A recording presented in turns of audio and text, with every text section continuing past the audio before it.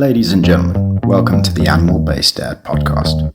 This is the show where between my guest interviews with subject matter experts and topic-specific deep dives, the aim is to arm you with actionable insights and information on how to prioritize your metabolic health and improve your overall health and well-being. Ladies and gentlemen, welcome to the Animal-Based Dad podcast. I'm your host, Ricky Duplessis. Welcome to what is episode 2 of my mini-series with the fabulous Roderick Lambert, and looking into some of the finer details on metabolic health. Today's topic area, I'll let Roderick introduce in a moment, but morning, Roderick. How are we doing, mate? Good morning, Ricky. Good. Not bad at all. It's a cloudy, cold day, so I don't have my windows open to let in the light. So I've got my Good. red lights, near infrared panel on while we talk. It helps mitigate the blue light from the screen, but we'll be talking about that next time in more detail. Excellent. So, Roderick, I wonder if you can just introduce today's topic for our deep dive and give a quick overview of what the audience can expect. Absolutely, Ricky. So, yeah, today we're going to talk about circadian rhythm, and you could call it biorhythm. There are different terms for it, but circadian rhythm is the one that's most commonly found in the scientific literature, and I think if you do a Google, you'll find hundreds of thousands of results from that. And we're gonna sort of just pass apart a little bit about what they are. We're going to talk about why they're important, and you'll discover that they're pretty damn important. We'll talk a little bit about the mechanisms that are linked to circadian rhythm. We'll talk about the physical aspects of how that circadian rhythm is set up and how it's entrained, as we use the word.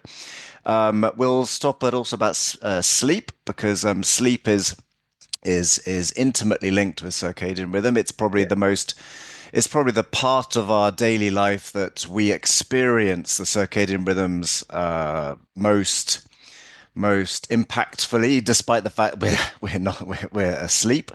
But it's the second half of that day that is equally as important as that first half, and we do underestimate that. So I think it's worth stopping at sleep, because, well, it's all part of the circadian rhythm story, and of course we'll be giving practical tips about how you can entrain your circadian rhythm, how long it takes, what sort of things you can do, how you can help yourself if you can't do the natural things, etc., etc. So by the end of this deep dive, because this is your Thursday deep dive, where we get into a bit more detail than you might do in a standard kind of interview, hopefully the viewer, listener will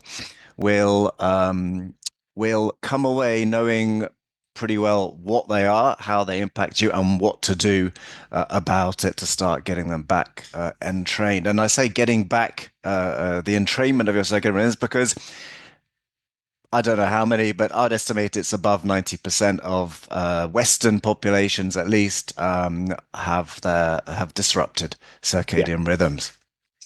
Brilliant. That sounds awesome. And yeah, I like that last part. It was a bit that was sort of floating in my head while you were talking, is that what we want people to take away from this is fundamental to your biology, circadian rhythms. It's not a biohack. It's not something you're learning how to do. This is more about you getting out of your own way and letting your physiology do what it is supposed to be doing. This episode is brought to you thanks to my work as a Zinzino independent partner. To find out more about Zinzino's product offering within test-based personalized nutrition, or to find out about how to join as an independent partner yourself and build a revenue stream in helping others take the guesswork out of their personal health journeys, please stay tuned, because I'll be sharing information later in this episode. Absolutely. Exactly. In fact, yes, it's not an upgrade. It's not something you do extra to any kind of regimen they're doing. Actually, this underpins everything. And you can do all the exercise, take all the supplements, play with your diet as much as you want. But if you haven't got this bit pinned down, then I just wrote a post. I described it as it's like pissing in the wind. Sorry. Yeah, no, that's exactly right. And it even plays an integral role as to when in your day you do all of those other things. Like you've just touched on diet, exercise, sleep, all of these things. The circadian rhythm or circadian biology dictates where in the 24-hour day, so to speak, that is most optimal to do. Yeah. Although, I mean, we're not going to get all the way into that Mm. detail, like when's best time for exercise, when's peak cognitive performance, when to poop, etc., etc. I mean, we want to get into all those those reads because, first of all, that would take about 3 hours, and secondly, I think that our level of understanding on this is a bit more shallow than the actual whole mechanisms, the Yeah. actual mechanism of circadian rhythm itself. And I think that our problem with, and we're back to a reductionist science, which again is really useful, helps unravel mechanisms so we understand how they Yeah. work. But you look at the if you did a study on when's the best place based on various markers to when's the best time of day to go and do exercise, it's going to very much depend also on the population you're studying. The where Yes. how well their circadian rhythms are actually entrained, and secondly, whether in the northern hemisphere, nearer the equator, white, coloured, female, male, etc. There's going to be so many Yeah. variables that are impossible to control to really parse apart how that works. That it's a little bit like guesswork. But yeah, let's get on to the to what they are then and Awesome. Yeah. start Please it take it off. away. Okay. So, Ricky, yeah, I mean, we're on this rock that is orbiting the sun, and it's spinning round and round. And since the planet Earth came into existence, it has always been subject to the phases of dark and light. Yes. Um, just by simple fact that it's spinning on an axis, and in part of the world it's dark, and part of the world it's light. That has been the one constant that has accompanied the planet Earth since the beginning of, I know, the Big Bang, or whenever the planet Earth Yeah. started spinning and going around the sun. And it's under this one constant that all life on Earth um, began to develop. Mm. So it's not really, well, it's intuitive that all biology uh, developed in this environment and thus uses it literally it directs and manages and controls the way your biology works. We know Yeah. perfectly well that plants generally plants require daylight to grow, and at night they do something else. Yeah. It's normal. You don't grow a plant in dark, you grow it in light. Animals have, some are nocturnal and are active during the night. Others are day active during the day, and it just so happens that we are mammals that are active during the day and regenerate at night. And Yeah. that has come about so very simply because of the timing of those phases of light and dark. So when we talk about circadian rhythms, circadian means circa, around DM the day. We're talking about that 24-hour timing of the day that is basically has one phase of light and one phase of dark. Yeah. There are other rhythms that play a role. They're the seasonal ones that you Mm. could call annual, that involve not just light phases but also temperature. There are lunar ones that involve, how the moon's gravitational and light Yeah. impacts our biology. I mean, the other half, our the fairer sex is very much influenced by that in particularly, but men too, and animals, of course, by the monthly cycle. Then you've got, ultradian rhythms that take place at a shorter cycle than 24 hours. So they're all important, but Yeah. the one that is kind of key is that light and dark phase, and that happens over a 24-hour period. Yeah. So that's why we generally talk, and today we're going to talk about circadian rhythms. So So just that's sorry if I just a may, just a broad couple of things. context. Yeah. Yeah. Awesome.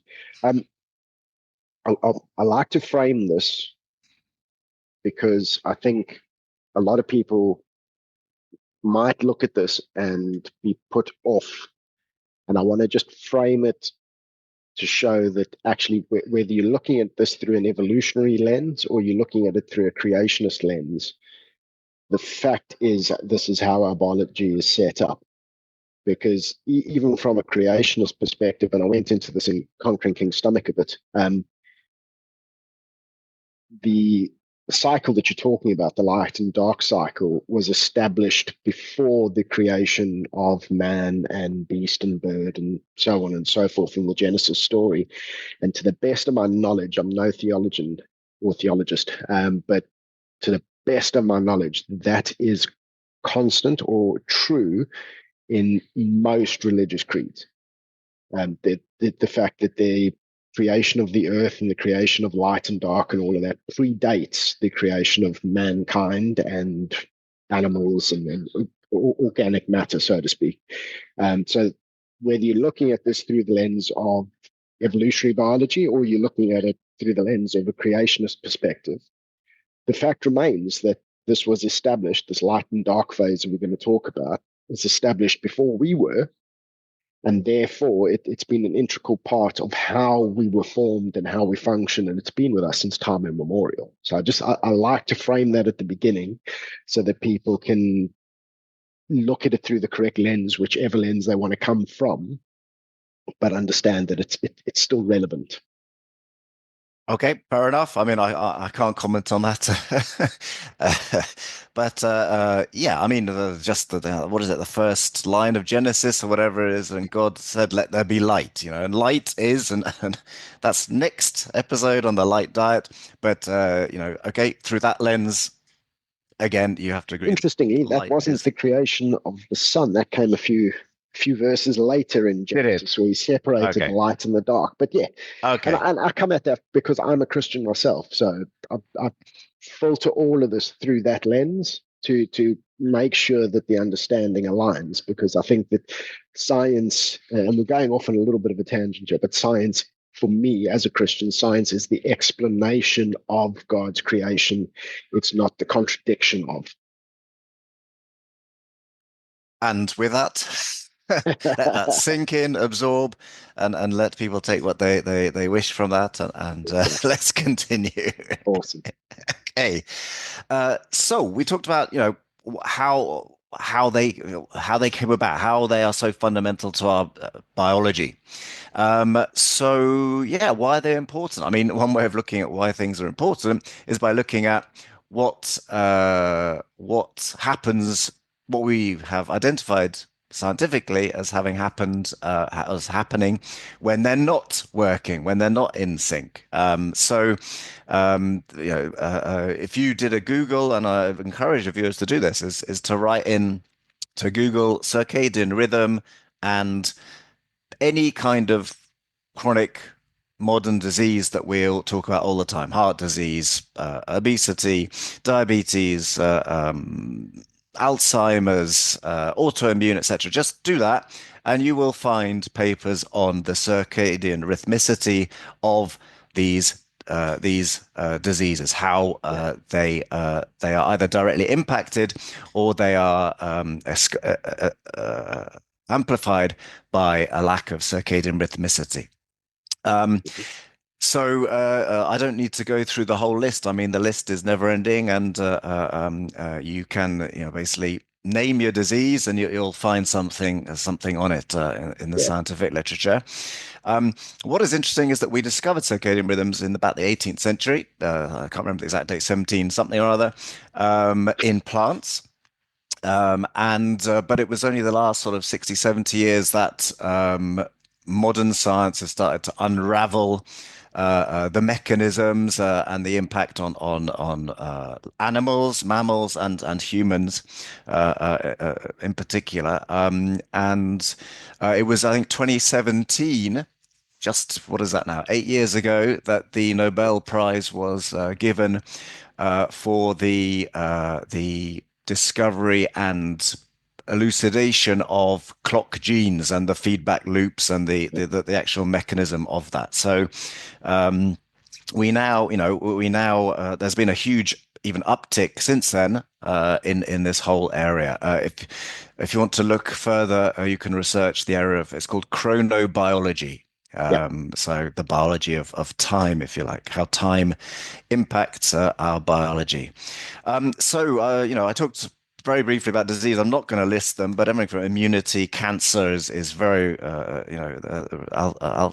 circadian rhythm is very implicated in cancer development, well, prevention and development of cancer cells.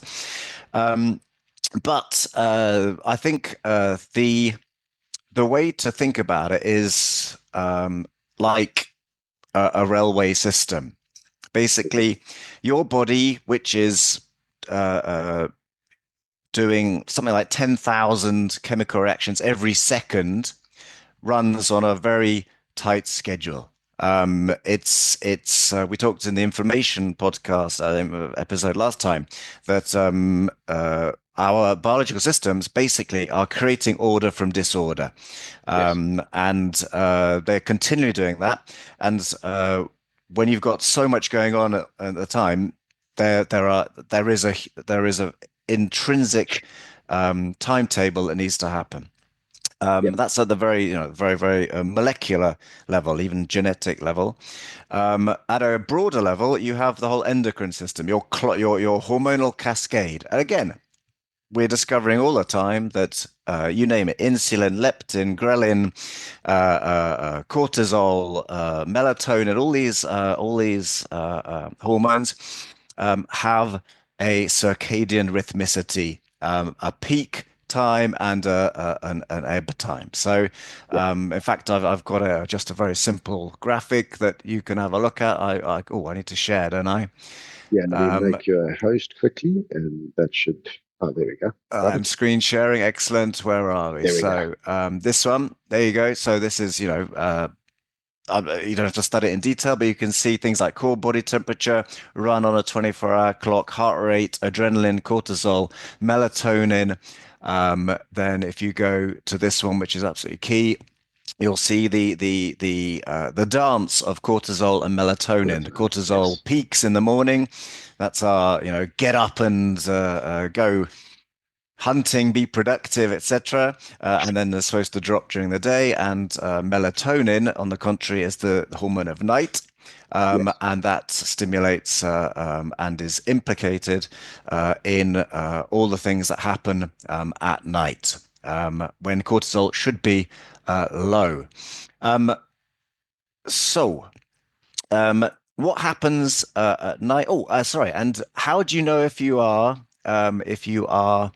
uh, you don't have entrained circadian rhythms? Well, you will have troubles going to sleep. You will have disrupted sleep. Yeah. Yeah. You will even things. Just preparing a post on that is that the timing of your pooping is very much a circadian a signal. It's a feedback loop. It's both controlled by and feeds back into this timetable, Yeah. this railway network.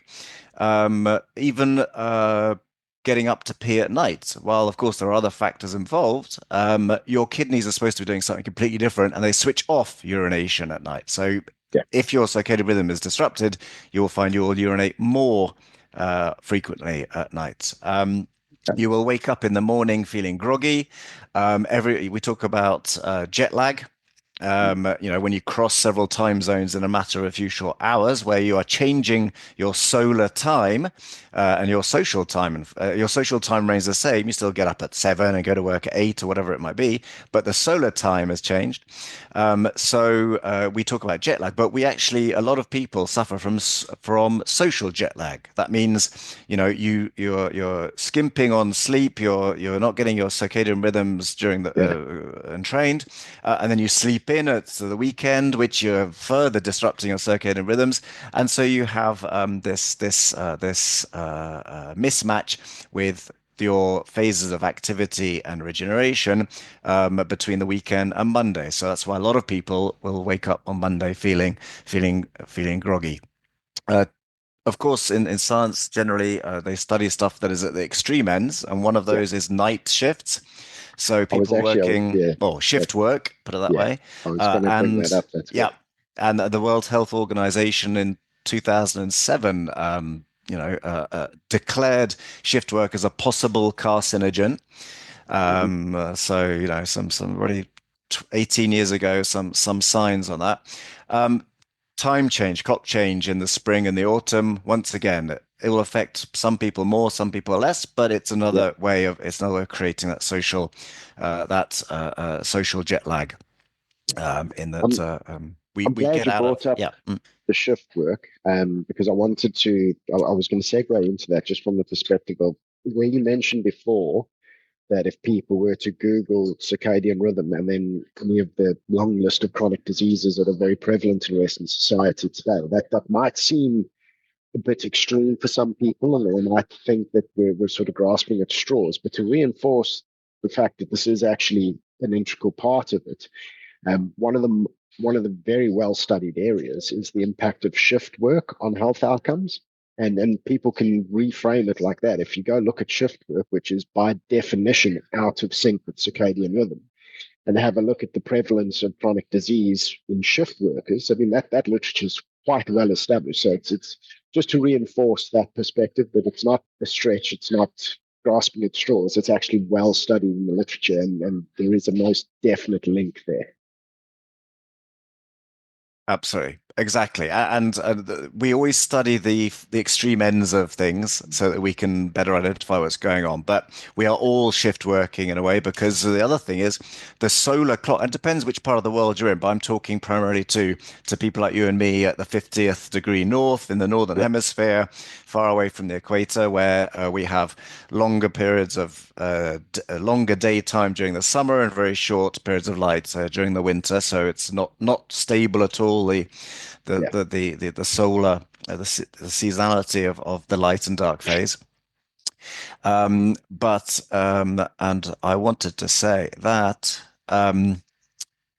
yeah, we have this solar clock is changing every day, but our social clock ticks away at the same time. Yeah. 6:30 get up, in my case anyway, 7 o'clock this, 8 o'clock work, 5 o'clock finish work, 7 o'clock dinner, 10 o'clock bed, or Yeah. even worse, binge watching serials till 1 o'clock in the morning. So we have this social clock that is fixed 12 months of the year, but our solar clock is moving every day by a few minutes. So that's another conflict that will impact us in a way. So we'll get to how to deal with that because it's impossible to live via the solar clock Yeah. in our modern environment. So we'll talk at the end about what to do and the tips you can do. So so that's yeah, we'll get to sleep in a bit because there's so much goes on at sleep we don't really are conscious of, and we don't really it's not in the mainstream. Although everybody knows sleep is important. But let's get just to the mechanism. So the mechanism, the primary mechanism, the main Zeitgeber, it's taken from German. Yep. I guess historically it was, Germany was, the German-speaking countries were the leaders in scientific exploration until the Second World War. But yeah, so this main Zeitgeber is the light of the sun and the dark of the night and what you've got in your eyes. Okay, so we know about things like retina, cornea. We know we've got rods and cones, but it wasn't so long ago when we discovered other cells. And at the moment, I think it's limited to just this third type of cell in the eye called the intrinsically photosensitive retinal ganglion cells. Yep. And these cells they're called non-image forming receptors because they don't create an image to our brain. They don't give us that feedback into the brain, but they give that feedback into your brain in a way that we're not conscious of. Yeah. Put it that way. They're not there to help us see. Yeah. And these are receptive to certain frequencies of light at certain times, and they send that signal into your brain to a thing called the suprachiasmatic nucleus, the SCN. And that's a little thing in somewhere there, very deep in your brain that is that conductor of the orchestra. Basically, it So gets the that's like, signal. yeah, it's like the master clock. the master clock. And Yeah, that's sending further into your body signals based on telling everything what time it is. yeah, All your cells, tissues, and thus organs receive, process this information, send information back, etc. And that is your conductor at the front of the orchestra, beating time and making sure every section and every player in that section of the orchestra is playing the right notes at the right time in the right rhythm at the right volume, etc., etc., creating beautiful music. And when yeah, your SCN is not getting those right signals or getting confused signals, or they're the signals at the wrong time, then first of all the conductor's thrown away the manuscript, and he's lost his baton and he's gone off for a beer.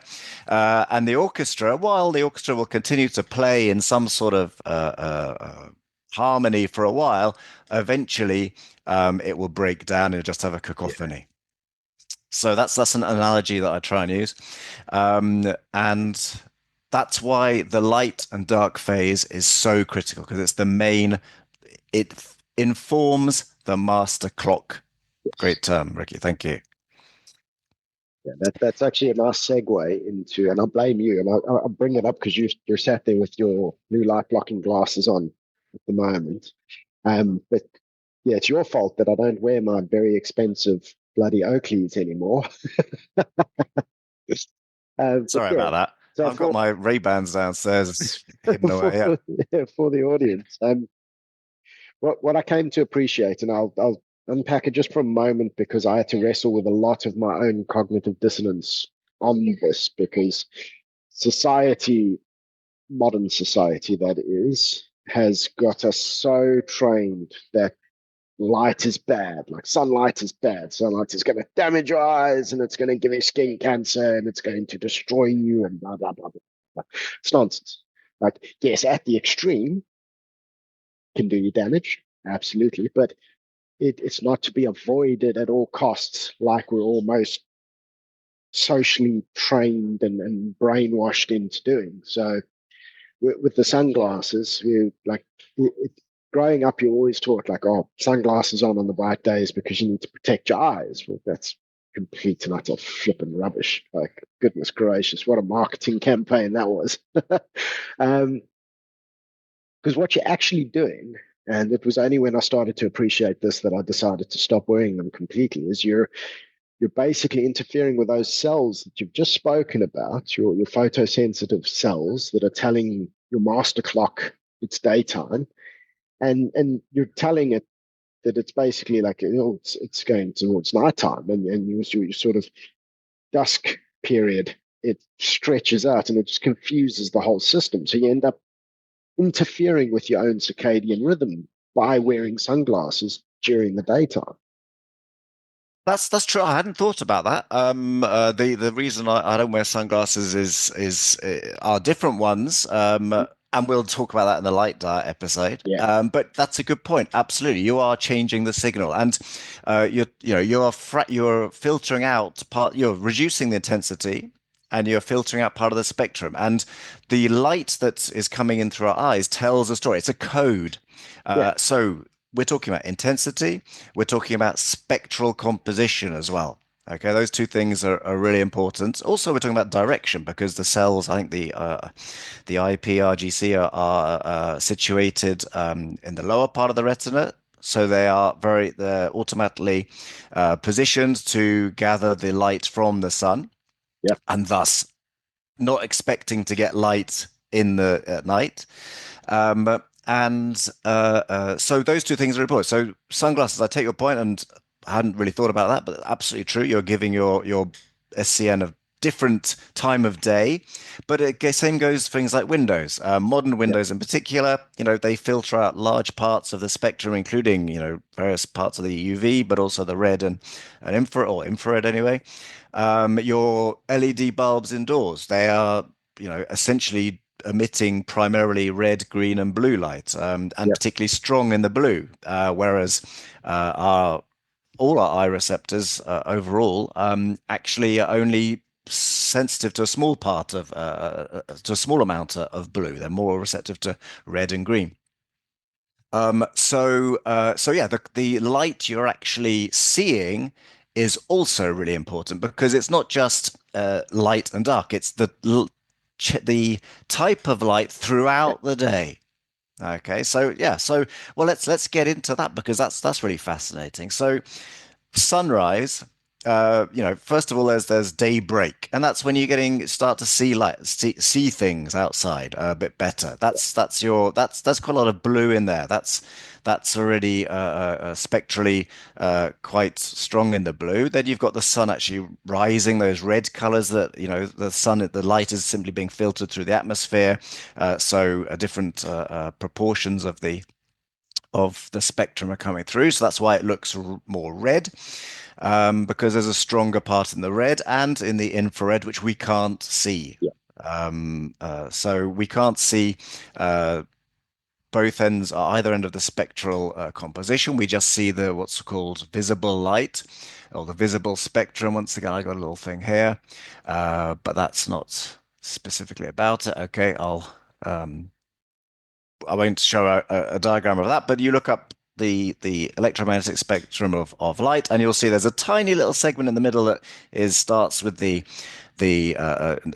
blue, moves through into like green, yellow, orange, red, and that's the bit that informs us. That's the image forming spectrum that Yeah. our brain interprets as into what we see.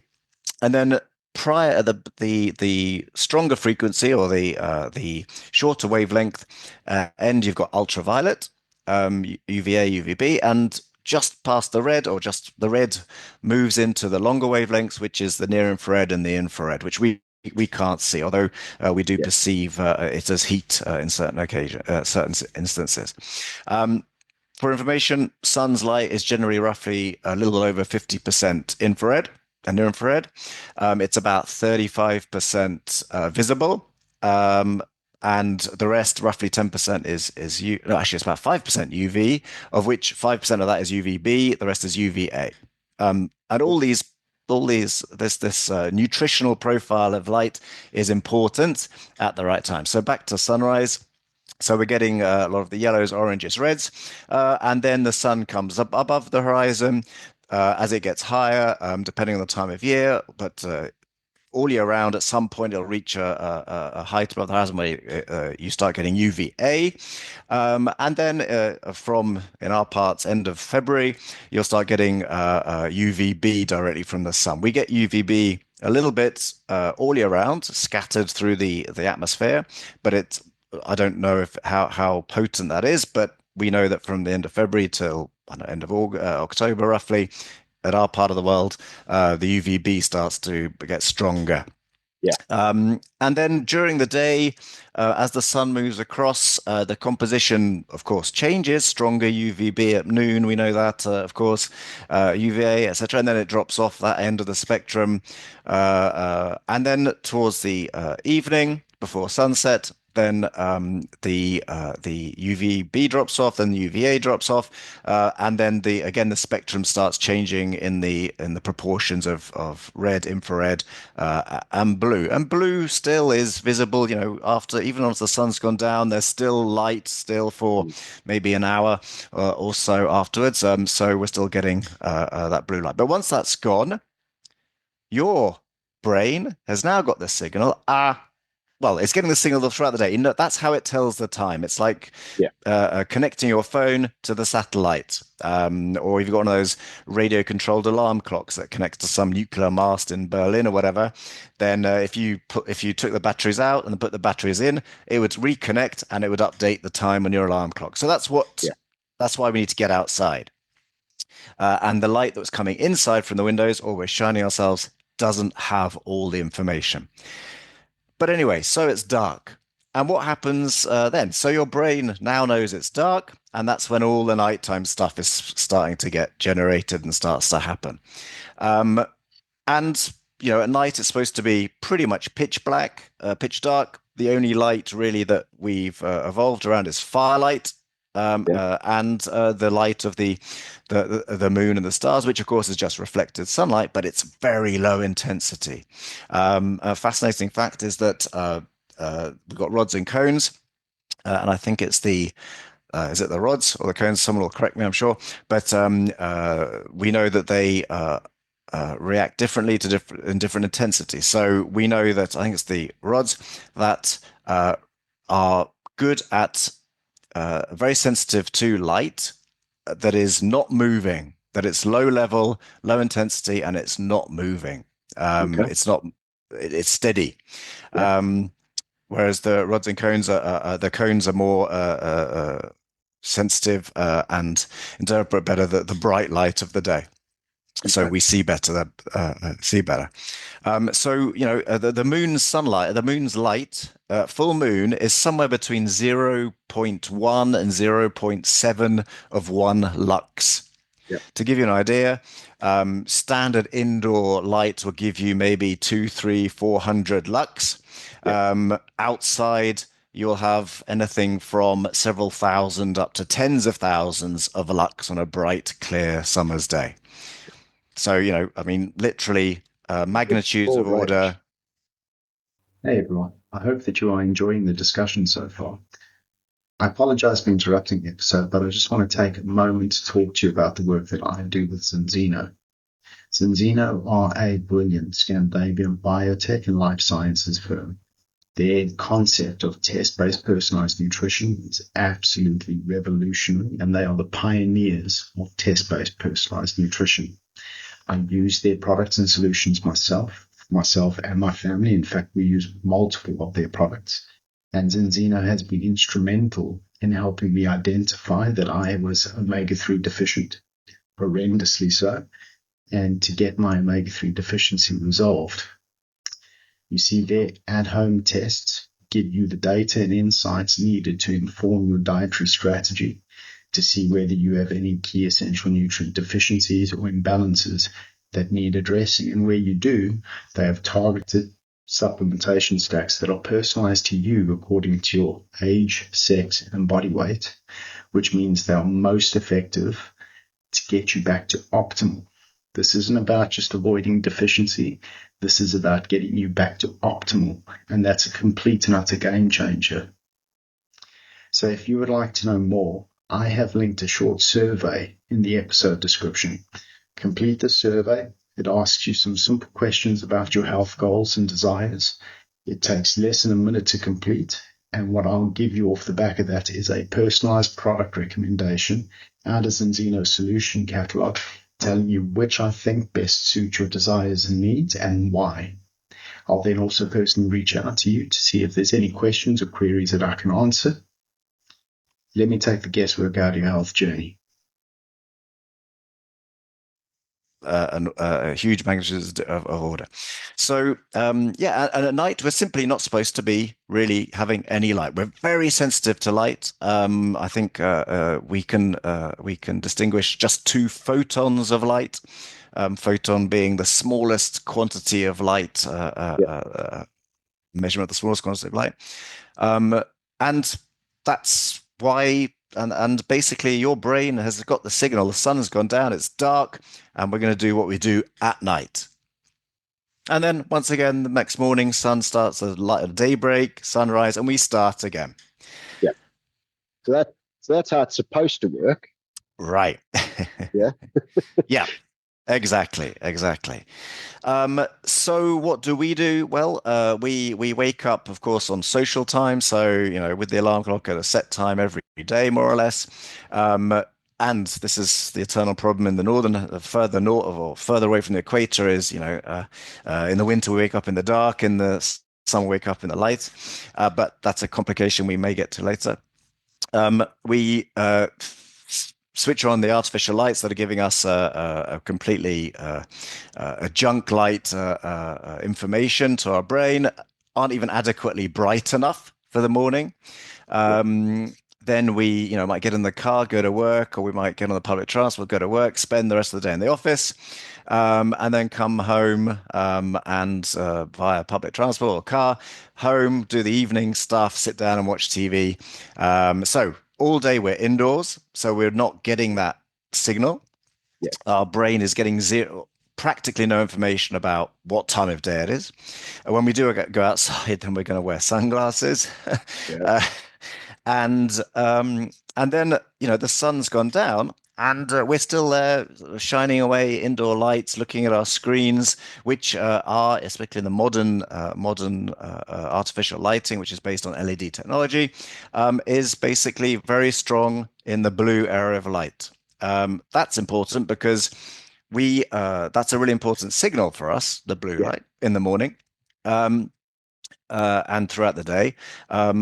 And to get that signal when it's supposed to be dark is very disruptive to, in particular, the hormone melatonin, which we can There's talk an about. interesting dichotomy at play here, which at first I was skeptical of, but then looking more into it, like, yeah, it checks out. But you mentioned a moment ago that the artificial indoor lights are not strong enough to do what we need light to do for our circadian rhythm in the morning period. So it's not going to substitute the sun as you're wakeful, doesn't trigger that cortisol pulse, doesn't do everything that you need it to do.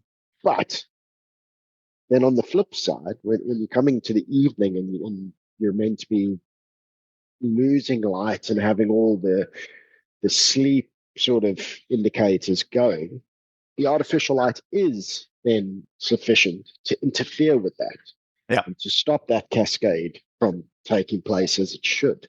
yeah, And that's like the worst of both worlds, man. It's like you right. can't use it for positive, but it does a lot of negative.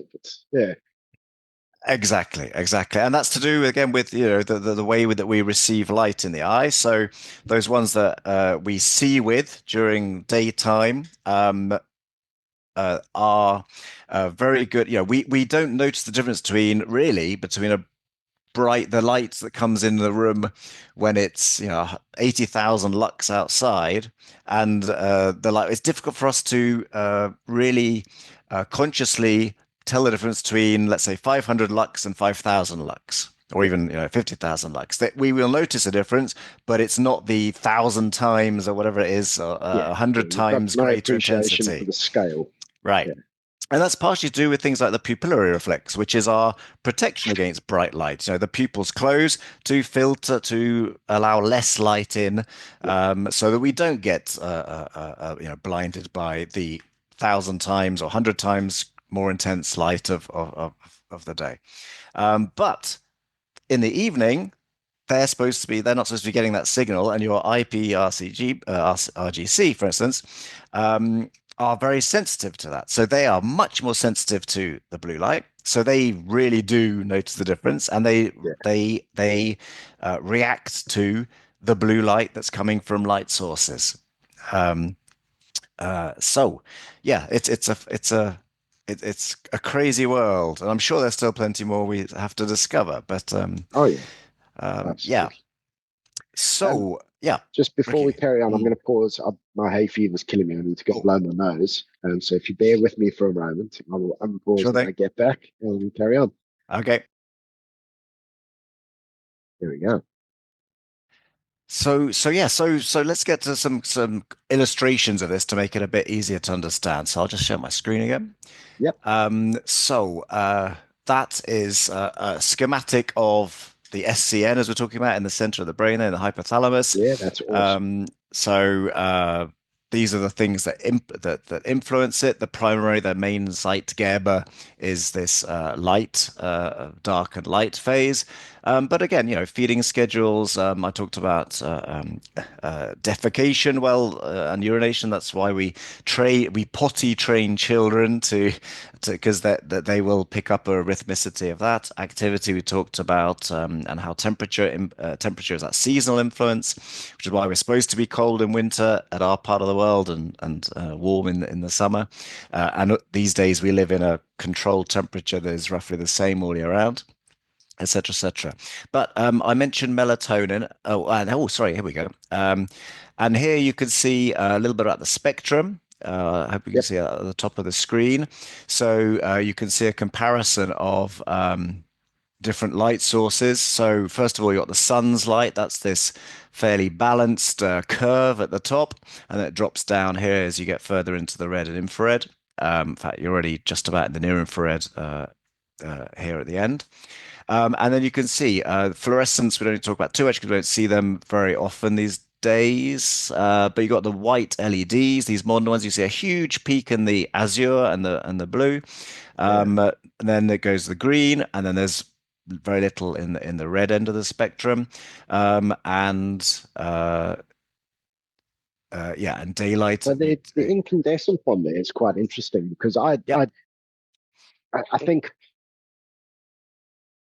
when most people hear us talk about modern lights interfering, they assume all modern lights. But I think looking at this graph, there's maybe a bit more nuance to it than that. So it looks like the white LEDs are the main culprits in terms of interfering with circadian rhythm. And the incandescent there, are incandescent less worrisome? Do they interfere less with that? Absolutely. Absolutely. A great point. Exactly, yes. It's only the last 20, 30 years that LEDs have started to become more and more used. And these days, they are what we're supposed to be using at home.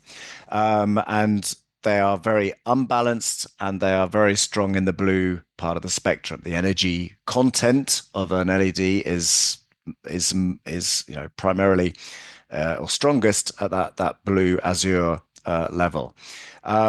Incandescent lights, I've got one here, you can't see it, but it's shining in a lamp here. I do it actually during the day for the infrared. The reason they're being banned or they're being, phased out is because they're highly energy inefficient. Yeah, they're And very energy hungry. yeah, we need, you can see on the curve here that only part of the light that it emits is what we can see.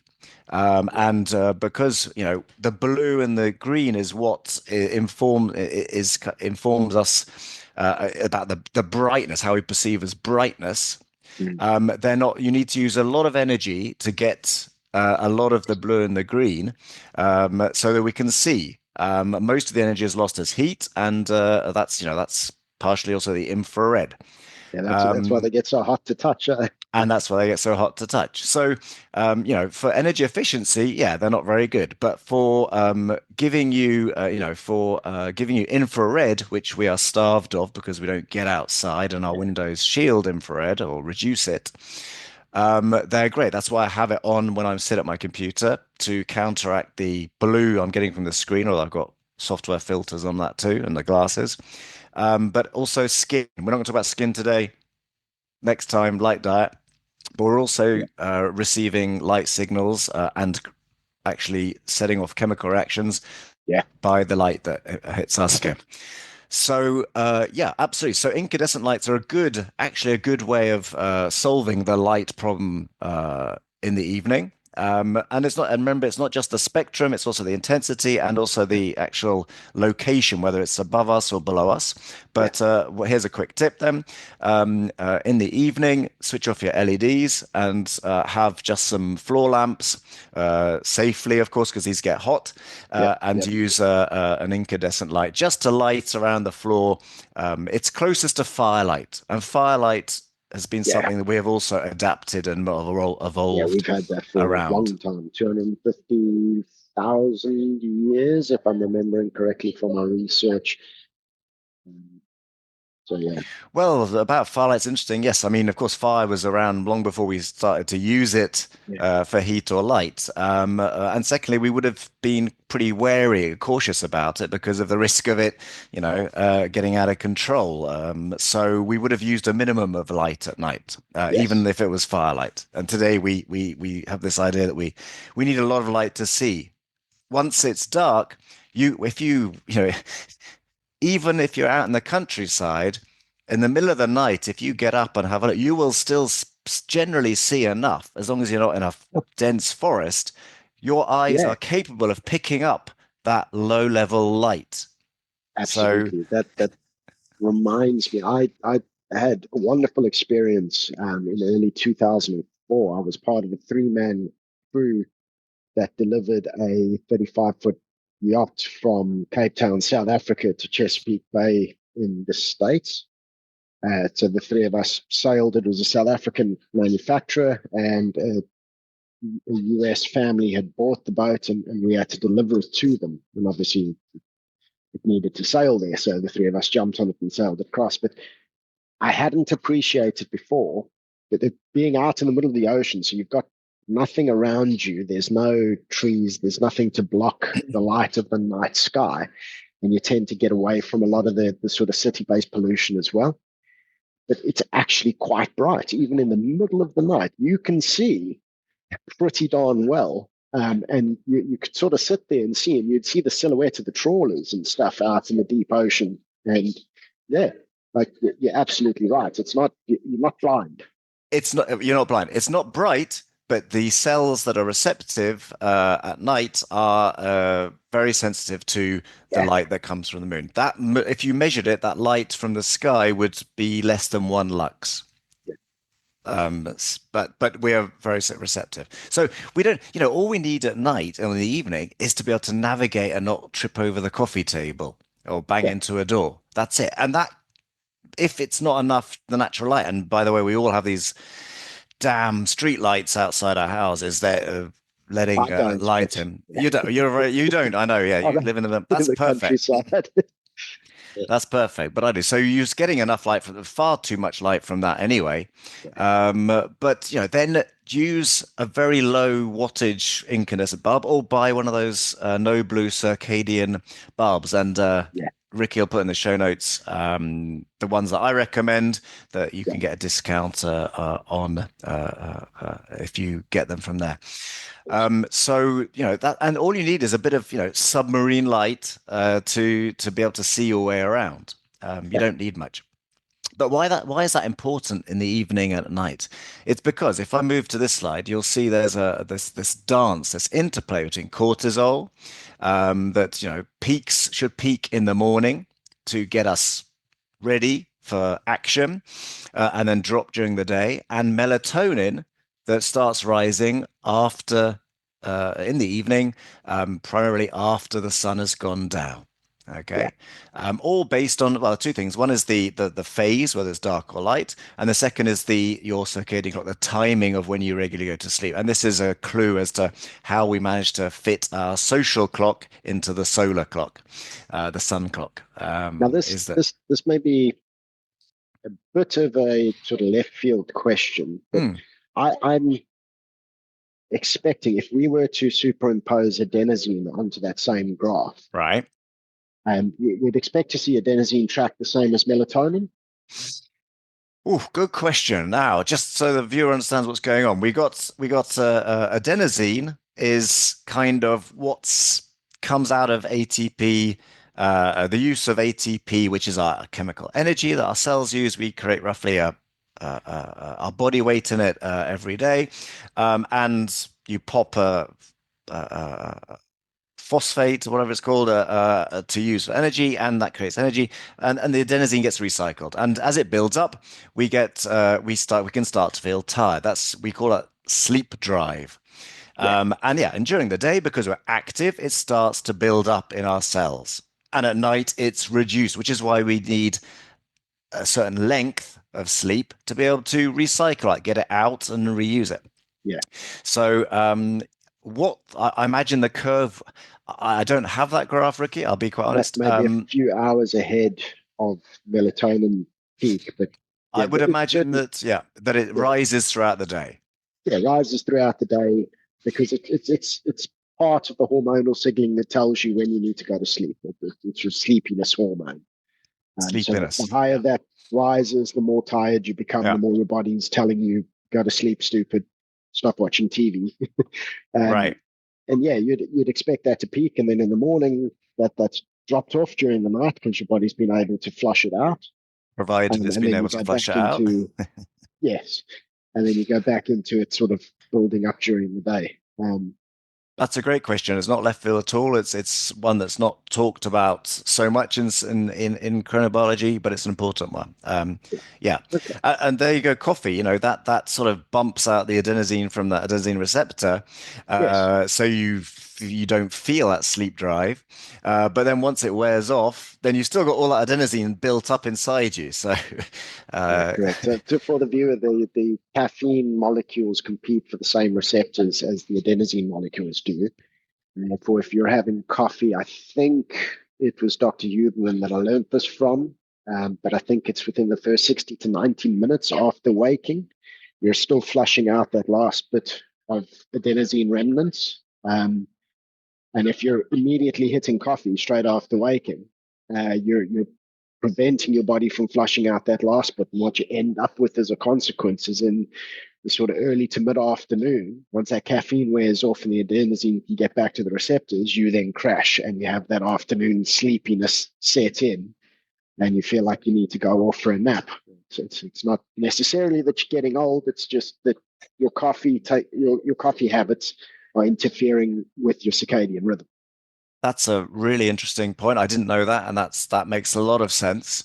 The reason I don't drink coffee in the first sort of 60, 90 minutes after waking up is because you've already got this, huge cortisol peak in the morning, and it's supposed to drop during the day. So you don't want to sort of extend it or even amplify it when you already should be alert in the morning. So So yeah. with the caffeine in that instance, would the caffeine intensify the cortisol or does it prevent the cortisol from dropping?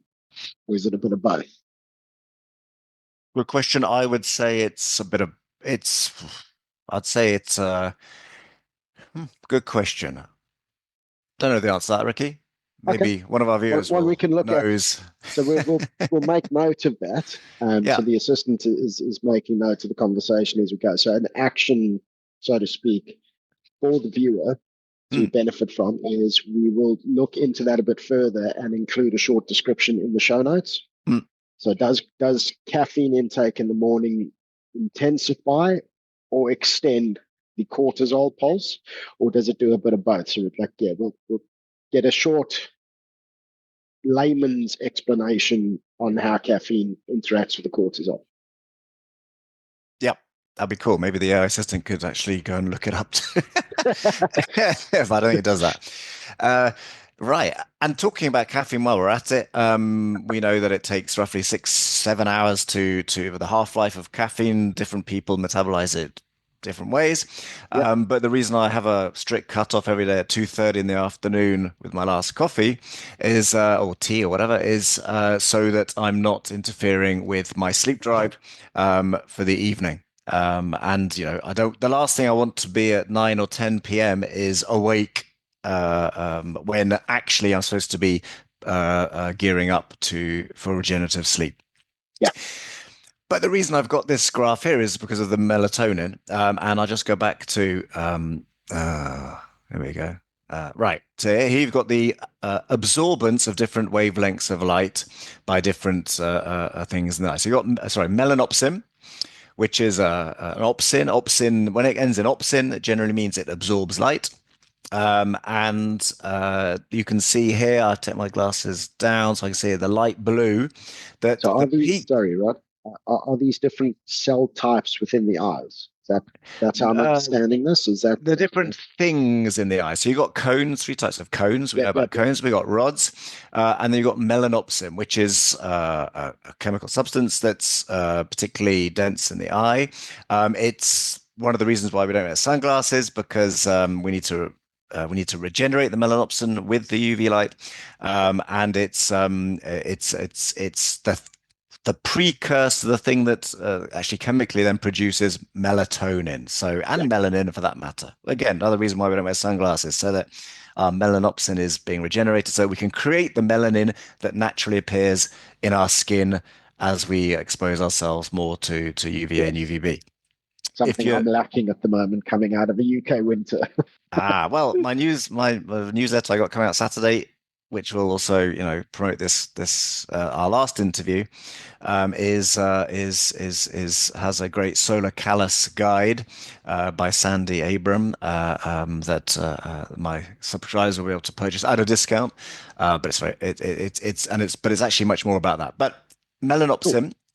and melanopsin absorbs this, which is why we need it during the day. You see the blue peak around, what's that, 470, 480 nanometers. That's moving into the azure range from the blue, somewhere around there, but still quite strong in the blue.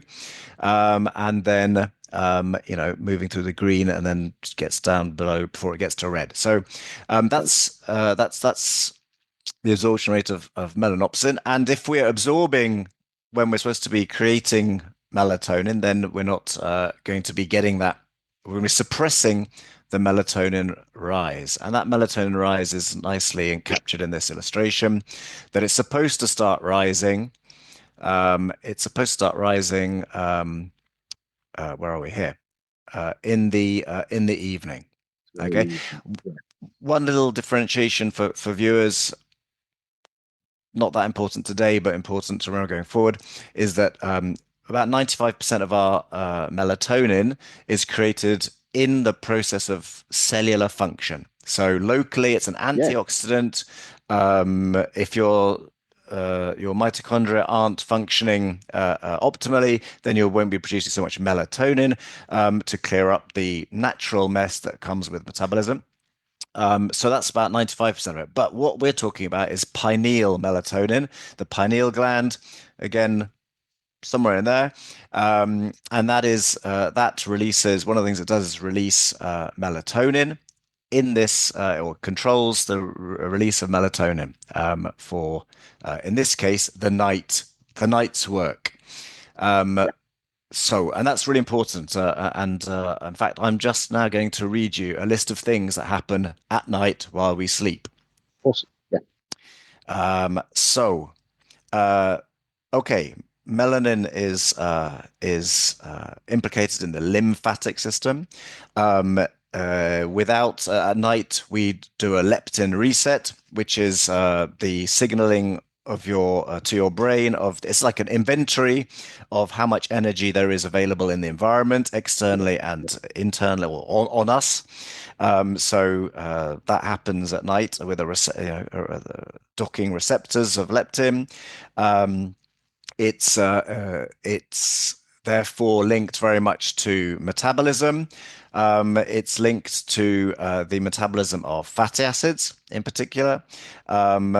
At night, we partially because as long as we've eaten long enough before bed, we should be entering into ketosis during the night. Autophagy should take place at night. That's the clear up of the sort of the devouring and recycling of damaged, broken cells and metabolites. Apoptosis works two ways. If you are interrupting your sleep, then you increase the apoptosis of neurons, or for instance, thyroid cells, which we're actually accelerating it. On the other hand, the apoptosis, if you're interrupting sleep, the apoptosis of cancer cells is dysregulated. So interrupted sleep is not good because it's playing with your natural cell death system. The glymphatic system. That's a great this one recently. I thought brain. it was quite fascinating. It is fascinating. It's quite new, and it's the mixture of that interstitial, intercellular fluid and brain, a cerebral spine fluid. It's basically like a dishwasher for your brain. Then it actually physically floods your brain and cleans out all the metabolites, because your brain is quite well protected with the blood-brain barrier. It's generally a bit independent from everything that comes below it.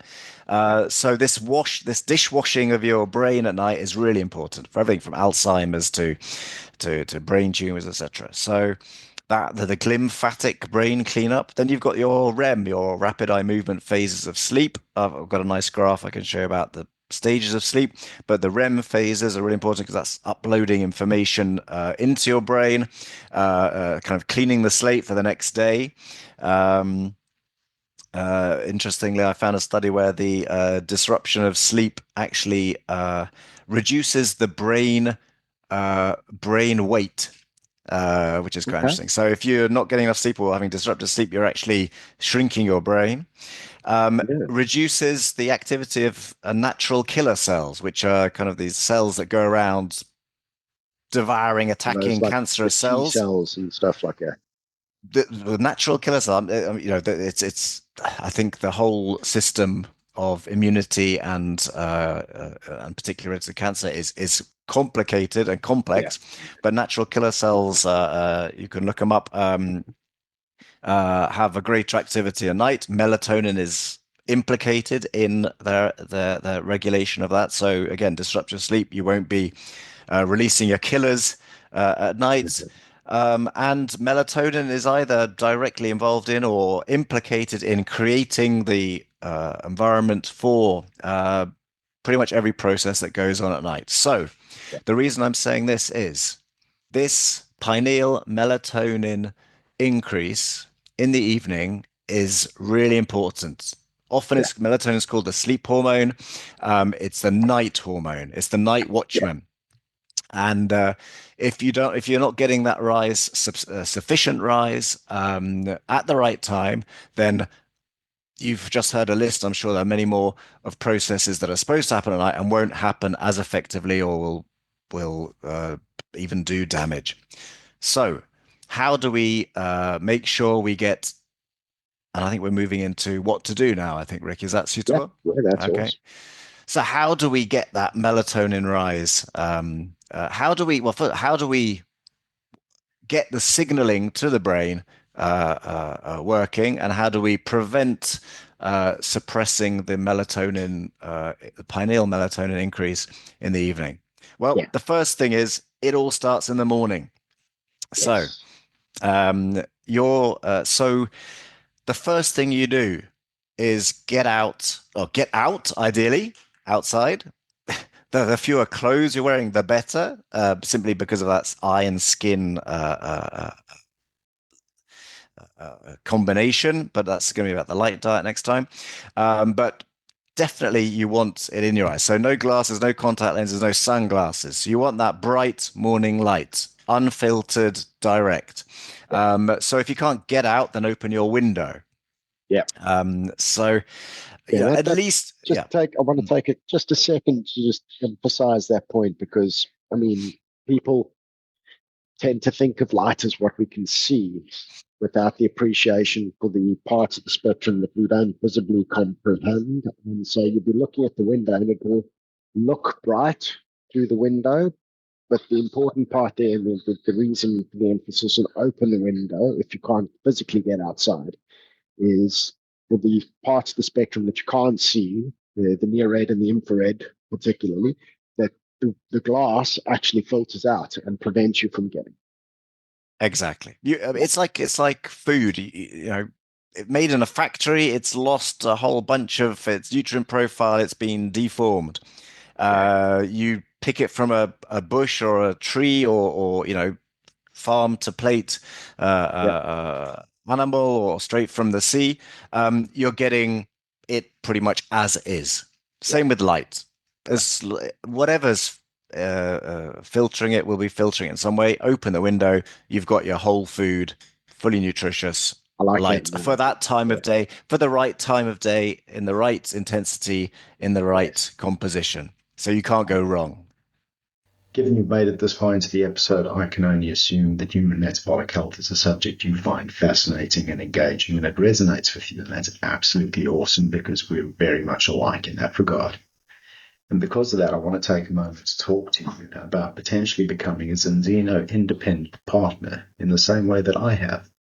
You see, Zinzino have tremendous opportunities available for independent partners, meaning people who decide that they don't just want to be a customer, but instead want to use the concept of test-based personalized nutrition to benefit their own health, to take the guesswork out of their own health journeys in the same way that I have, but then to build that user story, to build that testimony of the difference that that's made in our health journeys, and use that to market Zinzino's product, to market the concept of test-based personalized nutrition in the exact way that I'm busy doing right now, and bring on board other customers and other partners to grow the distribution network. And in doing so, you get handsomely rewarded through their compensation scheme, which is one of the best that I've seen in the industry. So if you'd like to explore setting up a side revenue, whether it be something that you only do a couple hours a week or something that you put a little bit more effort into and build into a full-fledged career, or anything in between, get in touch and let's have a talk about the opportunity and how this might be the right fit for you, not only to take the guesswork out of your personal health journey, but to also build you additional income streams that help to improve your financial situation and the possibilities for you and your family. Cool. So anyway, just one thing to notice. I mean, if you can get out for 15, 30 minutes in the morning, that's great because, dog walkers think dog walkers, that's perfect. But if you can at least do 5, 10 minutes, I mean, it's the science suggests that you need like 15 minutes of bright light. And if it's at sunrise, there are all sorts of benefits of seeing the sunrise for your eyes, for your circadian rhythm, for your skin. But if it's, but it's like 1,000 lux, still far better than your indoor light. But you think of a sad lamp, generally they tend to be 10,000 lux and greater. But anyway, so the longer you can be there after daybreak, after sunrise, the better. If you can't, at least open the window for 10 minutes or get yourself a full spectrum SAD panel. Unfortunately, most SAD panels are made from standard LDLs in that configuration where you're getting a strong blue peak, which is why it works, but it's junk food. It's factory food version of a SAD panel. Just very quickly before we move on to the next part, this is the same regardless of whether it's a sunny, clear day or not. Yeah. So even if it's cloudy, even if it's a bit rainy outside, if you're getting out first thing in the morning, there's still sufficient enough light coming through, natural light coming through, to trigger this mechanism within your circadian rhythm. So it's not the case that it's a bit cloudy outside, I don't need to do it today. It's complicated, but what you said is essentially true. If you measured it, you would find that the lux measurement, the intensity of that light, even on a cloudy day, is still greater than your standard kitchen light that you have or living room light, like maybe double the intensity or more. The second thing is, yes, clouds being water vapor, water absorbs heavily in the red and infrared. So you're getting less infrared. And of course, there's a difference if the sun is behind a cloud or shining through it or direct. The intensity of the light will be less. So if it's cloudy, actually, it means you have to get out more for longer. But for longer, yeah. But I think the point I was going at is for people to understand that just because it's cloudy outside, and living in the UK as I do, it tends to be cloudy a lot. So not to see that as an excuse or reason not to go outside and not to do this part of the morning routine. Totally. And that's the same when we talk about the light diet. That's not an excuse. Sorry. It's still far more intense, fuller spectrum than anything you can do indoors, with the exception of one artificial light source that I've discovered that is very faithful to the sun's spectrum and intensity. So absolutely. So if you can do it for a few minutes, okay, and try and build. In the summer in particular, it's easier to wake up an extra 10 minutes early to build that into your program. In the winter, it's more difficult because it's dark quite often. So that's where this using a really faithful SAD panel, faithful full spectrum, not just the blue, red, green, blue, green, red of a sort of commonly commercially available one is going to be effective. I should say that if there's a reduced infrared, it means the proportion of the blue, green, etc. In the light that's coming from the sun actually will be greater. Yep. And Okay. I like that you're also tying in the use of modern technologies to assist in this, because I think wanting to come back to practicality, it's not always practical for everyone to be able to get outside first thing in the morning and to observe this behavior as part of their lifestyle pattern. But there are modern technologies that we can use to assist us rather than just hamper us. So I like that you bring the use of modern technologies to assist in keeping its circadian rhythm. That's good. What we talked about it last time on the inflammation episode. Our benchmark is how we lived. Well, you said a few hundred years ago. I would go a bit further than that, but nevertheless, that is the benchmark environment that we've spent the last however many hundreds, thousands of years adapting to. But this is 21st century, and life is very different. So, how do you somehow merge the two together? And yep, we have to use technology in many cases. So the best is to live outdoors in a tent in the forest and live and wait with others. But again, totally impractical. So yeah, you can, there is tech, but there's tech and there's tech. So choose carefully. So we talked about that morning wake-up call. That is your alarm clock. That is your coffee. That is your get up, be productive. But it's also resetting that clock every morning so that the evening processes work as well. So then during the day, get outside. I mean, even if it's just like the smokers in the office who after every meeting get outside because they can't smoke indoors. There's no smoking room indoors. After every meeting, they get outside and have a smoke. Don't smoke, but get outside. Yeah. All right. Just to get that, you're switching back on, you're connecting back again to your central timekeeper. Of course, the more you can spend outside, the better, full stop. Right. Then. Right. And then we're getting to the evening stuff. Take control of your evening habits, practices, and light environment. That means that 2 hours before your first thing is go to bed at the same time every day. Okay. Once you've been doing that for a month, you should find that you'll start waking up naturally at the same time every day. Interesting enough. But go to bed same time every day. The other thing I'd say is go to bed but around 10 o'clock, 9:30, 10, 10:30. The reason being is that to fit that whole cycle of what happens in at night, you need to have about 7.5 hours on average. In the summer, it'll be probably less. In the winter, it'll probably be more. That's where this sort of 8-hour thing has come about because you've got these sort of roughly 90-minute cycles and you need, you're supposed to get about 5 or 6 of them in a night. I'll show you the cycles on my sleep app in a second. So, but the first part is really important. That is when, especially if you want to lose weight, that leptin reset happens in that first part of sleep. The first couple of cycles that don't have REM sleep. After that, you're going to be cycling in and out of REM sleep. But the first couple of cycles actually are, in my app, it calls it deep sleep. And that's really important for things like metabolism. So go to bed at the same time, roughly 10 o'clock. If you can do it earlier, the better. The sooner you can have your final meal of the day, the better. The longer it is away from the time you go to bed, the better. Simply because digestion takes 3, 4, 5, 6 hours, depending on what you've eaten, how much. And your body, when it goes to prepares for sleep, is not supposed to be not supposed to be doing what is actually quite a demanding process of metabolizing, digesting, storing food. So that will disrupt your ability to get quality sleep.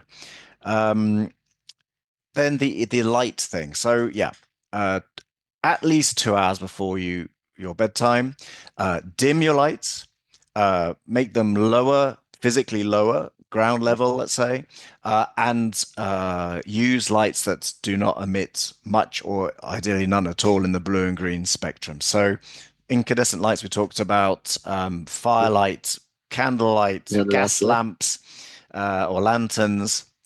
Or of course, technology. You can buy these days circadian friendly lights that do not have blue and green in, for instance. Entertainment. First of all, yes, you want to slow your brain down before it goes to sleep. You don't want to be in rapid mode.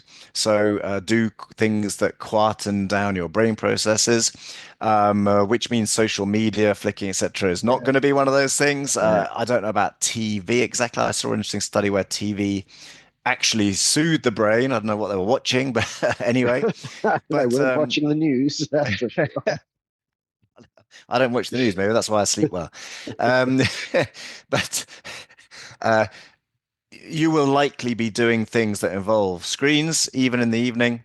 Yeah. So you can change the settings to reduce the blue or get rid of it, eliminate it into a red setting. I've got a instruction how to do that in my newsletter, which helps, but you can't really do much on it, which is good motivation to put it down. Yeah. Or get yourself red, not these yellow ones, but red blue light blockers that block blue and What's green the light. difference between the different blue light blocking glasses, the yellow ones, red ones? Right. So basically, yellow is blocking the harmful elements of blue light, which is up to 430 nanometers, that screens are particularly strong in. Yeah. And therefore it's reducing the harm that's done to the eyes from that very narrow band, strong blue light. Again, difference between what we see on our screen, on our phone, and what's coming from the sun. That's a balanced spectrum. Yeah. Um, so that yeah, yellow is basically blocks those harmful rays, and then you've got amber, which are kind of they block blue, but they allow a little bit of green in, so you actually see a bit better, a bit more easily in the evening. And then the red ones, which block blue and green. But you do want to see the certificate, the analysis of what actually the spectrum is from there, because there's again it's unregulated where there's no regulation and no kind of set standards. Anything goes. Yeah, So yeah, it's a bit like the supplement industry in that regard. It's it's the absolutely Wild West. Wild West. So choose ones that come with good recommendations. Choose ones where you can actually see a spectral analysis that's provided. Do your own testing, etc. It's important. Naturally, I do have a company, a manufacturer that I do recommend and can get you Cool. a discount from Block Blue Light in the UK and others places around the world. Nice. I wear them religiously every. Even when I'm coming back late from football. No point wearing them. I don't want to wear them at football, but then once I'm on the way home on the public transport, it's been an hour and a half or so. I stick them on, even in the bloody public transport. So there I'm going on with these red blue blockers. But you want to be healthy. You got to get used to not doing That's normal. it. Yeah, yeah. What is it? Your ego is not your amigo in that instance. That's a good one. Right. So yeah, so that's evening. So get rid of that blue light because you are extremely sensitive to blue light, and melanopsin is extremely sensitive to blue light, and you don't want to be suppressing the melatonin increase 2 hours before you go to bed. Things you do in your bedroom or before bed, you can have a warm bath. Oh, well, the reason a warm bath is useful just before bed is because counterintuitively it increases your body temperature, which means that once you get out of the bath, you're actually reduce it quicker. And reducing your core body temperature is a key aspect of getting into that proper sleep. So that's another reason why you shouldn't sleep in a warm bedroom. You should have a sort of cooler bedroom. Yep. One other sort of hack is to stick your leg out from under the duvet. So you're getting that temperature signal, but that's really important. Yeah. And in your bedroom, get rid of your mobile, all your devices, electrical devices, unplug them, remove them. First of all, so they don't flash light, but secondly, because of the non-native. The electromagnetic radiation that's coming from these things, whether it be Wi-Fi, Bluetooth, the actual electric fields from the wires in your wall, if it's plugged, even if it's off, there's still there's no electric field, but nevertheless there's there's still electric field. Yeah. And if it's on, then there's even a magnetic field. But so you don't, and anyway, that most houses have dirty electricity. Can't do much about it if it's in the wall, but unplug your lamps, your whatever you got in there. Definitely TVs do not belong in the bedroom at Yeah, all. yeah, that's something that we started And doing phones a don't long belong. time Sorry. ago. Yeah. Yeah, no screens in the rooms, and it was a weird thing because, like, growing up, it was almost I don't know, it was almost like a status thing. Got to the point where you could, like, every room had its own TV. It was the measure of success for the modern sort of middle class household. And yeah, no, it's not good. Get that stuff out of your room. Like, the bedroom is the place for sleep, rest, It's and your recovery. sanctuary. Yeah. And plus you spend, roughly 8 hours there, motionless. Yeah, Get rid of all emissions of any kind of electromagnetic frequency, whether it be in the light spectrum or in the radiation spectrum of radio frequencies, etc. yeah. And then just Um, a quick segue, because I'm remembering this for the series that Dr. Matt Walker did on sleep. But on the topic of the bedroom being your sanctuary, also limit the amount of things that are not sleep related that you do in the bedroom. For example, try not to have the bedroom be where your office desk is if you work from home. Try not to do things in the bedroom that are associated to wakefulness instead of sleep, because that actually interferes with your sleep patterns. And your body is very adaptable in that it will learn patterns from you and from your behaviors. And if you are reinforcing patterns that interfere with rather than encourage the circadian rhythm, or are not aligned with your circadian rhythm, you end up making it harder for yourself to get back towards it. You need to get out of your own way, and let your biology do what it's supposed to do. yeah, absolutely. Get out, we said this last time about inflammation. Get out, get as many things out of the way as possible so Yeah. your body, your nature can do what it's supposed to do. Uh, and on the light thing, if you're like me, have even a weak source of light from the street coming in, even though we got blinds and we got a curtain, um, do something about it. Either write to the council. I'm trying to sort it out with the council. No luck so far. Get a actual blackout curtain, which Yep. quite expensive as far as I know anyway, and I don't have one of them. Or get heavy duty or heavy pro level eye mask, which I do, and I must say I love it. I Yeah. must say it just I'd started a year ago, and I gotta say it made a huge difference. Okay. Nice. To my sleep. But anyway, so that's the other thing. So make sure it is pitch black, unless you live in the middle of nowhere like Ricky, in which case you won't have to worry so much We got about that. blackout curtains anyway. So. Anyway, okay. Yeah. If you need to, before bed, for instance, you might, you talk about how am I going to do my teeth or have my shower in the dark. Right. Well, again, no blue bulbs. I've got these from the Block Blue Lights. They've got a whole load of handy little products like that. So I've got this little light that I just got in the bathroom. It has a sensor, so it detects when it's dark and when it's light. And it has a motion sensor, so it actually will switch on automatically, and it's no blue. So it's just enough. It's like being in a submarine. It's just enough Yeah. for you to be able to make your way around the bathroom, aim properly into the toilet bowl, and then go back to bed again without disrupting. I mean, there's a reason The, submarines have red light and the military. picture that comes to mind is the traditional dark rooms that photographers would have used back in the day. It was Right. like, yeah, Same thing. it's just a bit of red light there, so you're not Yeah. interfering with what you're trying to develop with. Yeah. Yeah. So, Yeah. Although I imagine in the photography you need a greater intensity of light so you can actually see better what you're doing. I don't know, I'm not a photographer.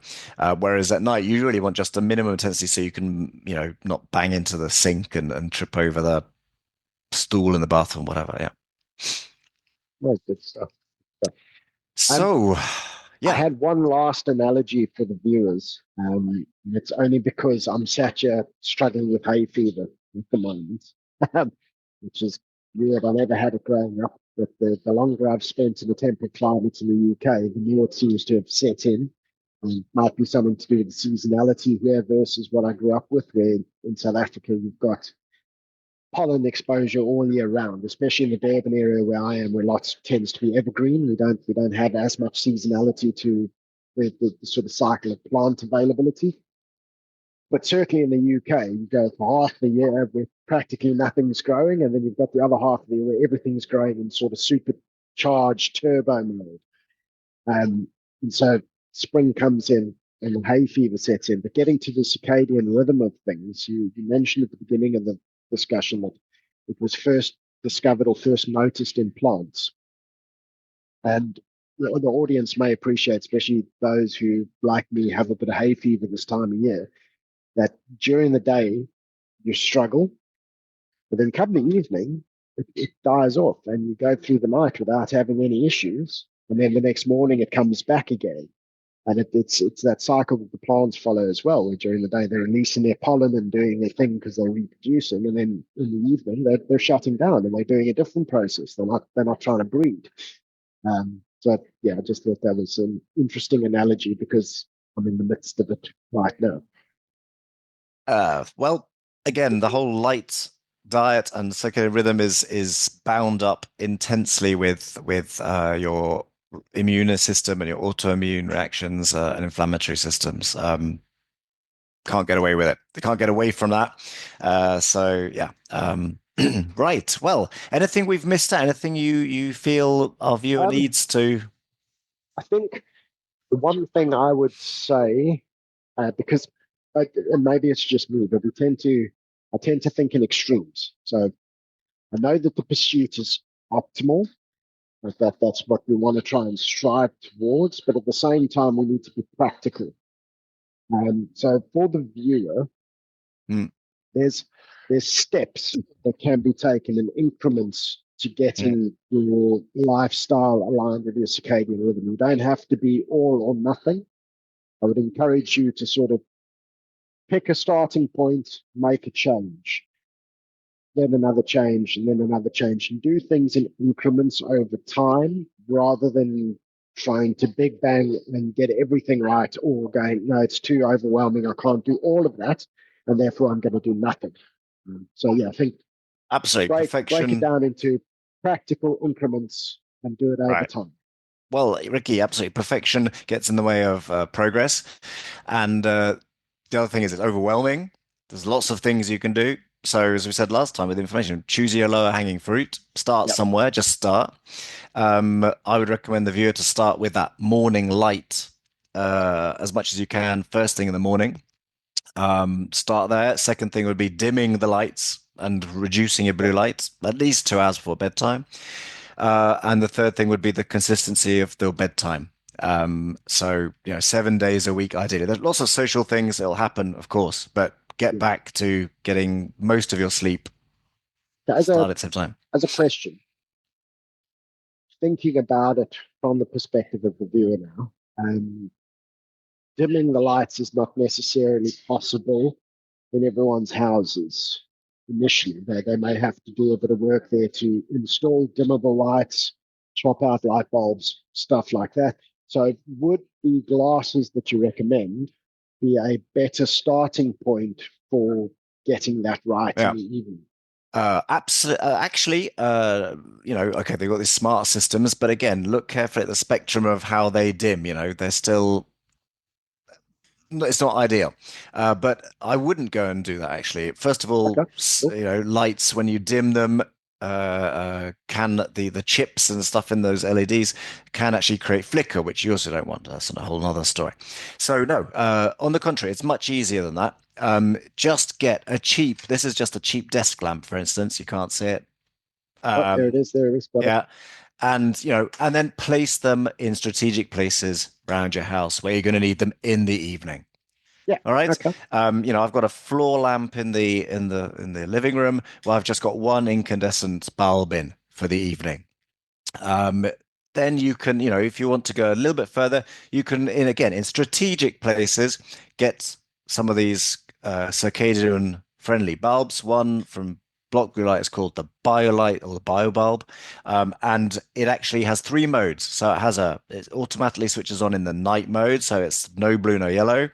You switch it on again, switch it off and on. It flicks to a day mode where it's got full visible spectrum for the day, and then the third mode is an evening one where it's a reduced, it's no blue and reduced green. So that's you can do that in again, strategic places. You don't have to refit your entire house with lights. Nice.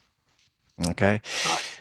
Getting started, I have to do a plug for myself, mate, because that's how it's really helpful to have someone not only who knows biosci, but also can help you create those habits through coaching. So that's where I come in. And the other thing I wanted to say is, I think I've lost the thought, but a lot to do. Start with the low hanging fruit. Start with like the first thing, and other plug. I've created a less than 60-minute video course on this topic, particularly with relation to burning fat, actually losing weight, because as I said at the beginning, this underpins all the other things you're trying to do to maintain your weight. Awesome. It's going to be really cheap, $27, and it'll be out in a couple of weeks. So nice. And then just for the viewer, so like with the first episode where we went through the topic of inflammation, with this episode, in the show notes in the description, there's going to be links to some studies supporting what we've been talking about, so that viewers can double check what we're talking sense. But below that, there will be some information where they can find you and sign up for your newsletter, and also get more of the information from you, because there's a reason we've got you on this mini series, and we're putting together this little masterclass, as it were. So yeah, I'd encourage people to reach out to you if they have the interest and they want to engage more, maybe even get some coaching. But yeah, you've got a wealth of good information out there, and I'd encourage people to get hold of you and to benefit from it.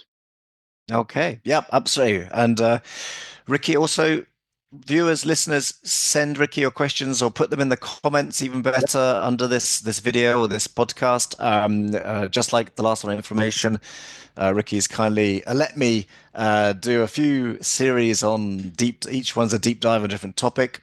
So we will, if we get enough questions, we can have a session where we go through those questions and provide you directly with the answers.